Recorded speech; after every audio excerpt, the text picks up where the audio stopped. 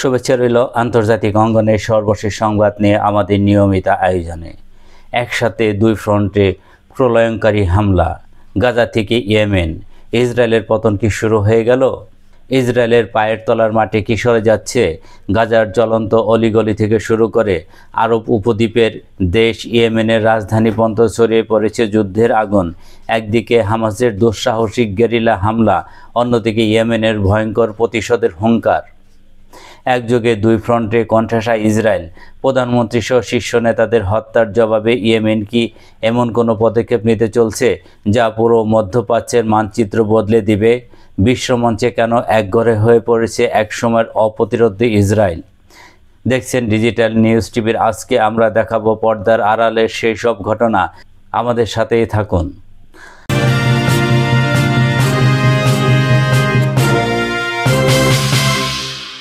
দর্শক, স্বাগতম digital news টিভির বিশেষ পর্বে।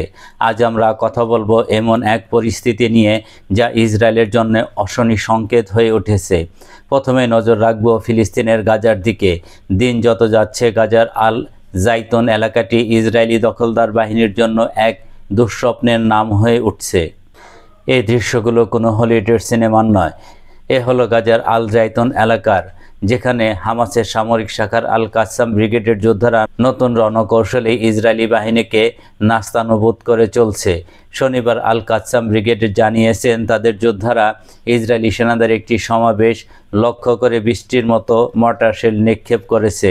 শুধু তাই নয়, শক্তিশালী ল্যান্ডমাইন ব্যবহার করে সেনাদের বহনকারী একটি সাজোয়া যান এপিসি পুরোপুরি ধ্বংস করে দেওয়া হয়েছে।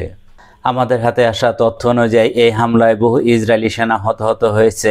হামলার পর আহত ও নিহতদের সরিয়ে নিতে ইসরায়েলি হেলিকপ্টারকে পর্যন্ত নামাতে দেখা গেছে।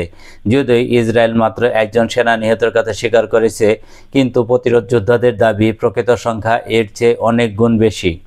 নিজেদের ভাবমূর্তি রক্ষার আর সেনাদের মনোবল ধরে রাখতে ইসরায়েল বরাবরই হতাহতদের আসল সংখ্যা গোপন করে, এমন অভিযোগ দীর্ঘদিনের।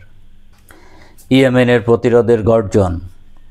গাজার আগুন যখন জ্বলছে ঠিক তখনই আঘাতের স্ফুলিঙ্গ গিয়ে পড়ল শত শত মাইল দূরে ইয়েমেনের মাটিতে। বৃহস্পতিবার রাতে ইসরায়েলি বিমান সানায় এক ভয়াবহ হামলা চালায়, কিন্তু এবার তাদের লক্ষ্য ছিল সাধারণ মানুষ নয়, বরং খোদ ইয়েমেনের সরকার। এই কাপুরুষোচিত হামলায় নিহত হয়েছে ইয়েমেনের হুতি সমর্থিত প্রধানমন্ত্রী আহমেদ গালেব আল রাহাওয়ি এবং তার মন্ত্রিসভার 8 জন গুরুত্বপূর্ণ সদস্য। এই ঘটনাকে লাল রেখা অতিক্রম হিসাবে দেখছে ইয়েমেন। আর এরপরই ইয়েমেনের প্রেসিডেন্ট মাহাদি আল মাসাতের কণ্ঠে শোনা গেল চূড়ান্ত প্রতিশোধের গর্জন। প্রেসিডেন্ট মাসাত ইসরায়েলকে হুঁশিয়ার করে বলেছেন, তোমাদের জন্য অপেক্ষা করছে অন্ধকার দিন। আজ থেকে তোমরা আর নিরাপদ স্বাদ পাবে না। আমাদের প্রতিশোধ কখনো নিস্তেজ হয়ে যায় না। তিনি আরও বলেন, এই মহান শহীদদের রক্ত আমাদের সংগ্রামকে আরও শক্তিশালী করবে।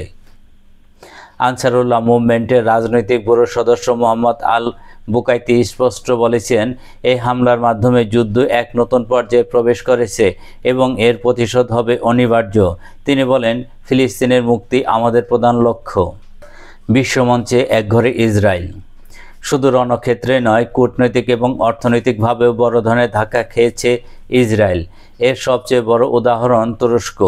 গাজায় চলমান গণহত্যার প্রতিবাদে তুরস্ক ইসরায়েলের সমস্ত অর্থনৈতিক এবং বাণিজ্যিক সম্পর্ক ছিন্ন করার ঘোষণা দিয়েছেন। তুরস্কের পররাষ্ট্রমন্ত্রী হাকান ফিদান পার্লামেন্টে দাঁড়িয়ে বলেছেন, তার দেশ ইসরায়েলের জন্য নিজেদের আকাশপথ পুরোপুরি বন্ধ করে দিয়েছে এবং তুর্কি বন্দর থেকে কোনো ইসরায়েলি জাহাজকে ভিড়তে দেওয়া হবে না।